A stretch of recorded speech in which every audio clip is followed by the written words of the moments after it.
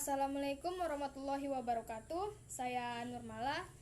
Saya adalah salah satu mahasiswi jurusan Ilmu Perpustakaan di Fakultas Keguruan dan Ilmu Pendidikan Universitas Tanjung Pura. Di video kali ini saya akan menjelaskan 5 tahapan transformasi media digital pada dunia pendidikan. Baiklah, langsung saja. Tahapan pertama yaitu 1.0 pre-digital, di mana pada masa itu cara mengajar dan belajarnya masih menggunakan metode tradisional dengan waktu dan lokasi yang terbatas. Lalu untuk penelitian dan pengembangannya masih dengan cara penelitian konvensional. Lalu dengan layanan komunitas masih dengan cara pembiayaan melalui komunitas akademik, dan masalah administrasinya masih menggunakan metode atau sistem manual.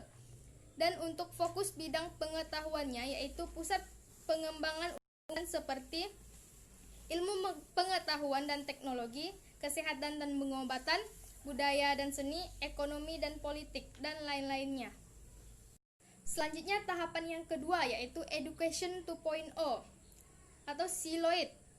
Didiamkan maksudnya adalah metode mengajar dan pembelajarannya yang sudah didukung oleh digital atau LMS, Learning Management System, yaitu para pengajar sudah menggunakan berupa aplikasi perangkat lunak untuk kegiatan pengajarannya.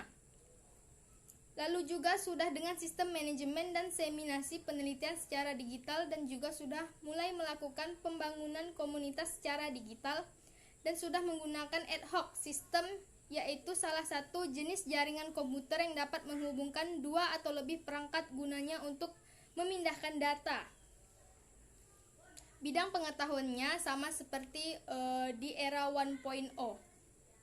Lalu tahapan yang ketiga adalah Education 3.0 integrate atau terintegrasi, yaitu adalah di mana metode mengajar dan pembelajarannya yang sudah menggunakan waktu belajar yang fleksibel, di mana para pengajar dapat memberikan materi pembelajaran ke siswa atau mahasiswanya secara online yang bersifat terbuka atau tidak terbatas, yang dapat diakses melalui web.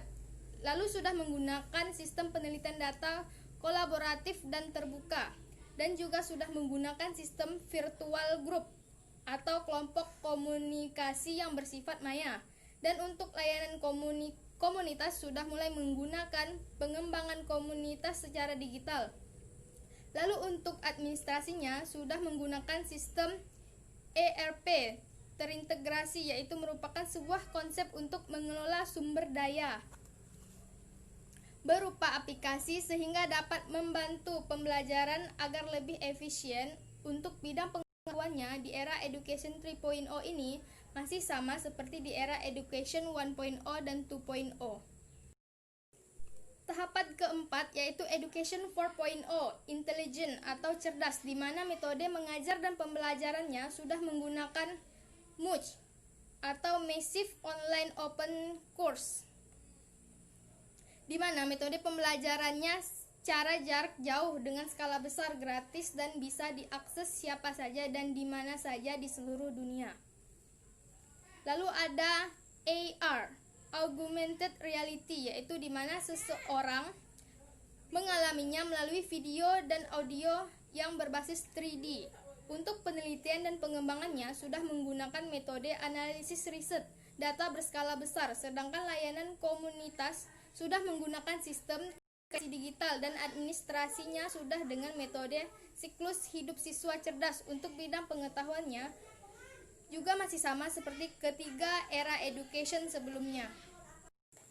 Tahapan yang terakhir atau yang kelima yaitu 5.0 Smart Campus, yaitu di mana di era Education 5.0 ini sudah menggunakan metode terhubung tetapi dengan lancar atau mulus ke semua sumber belajar.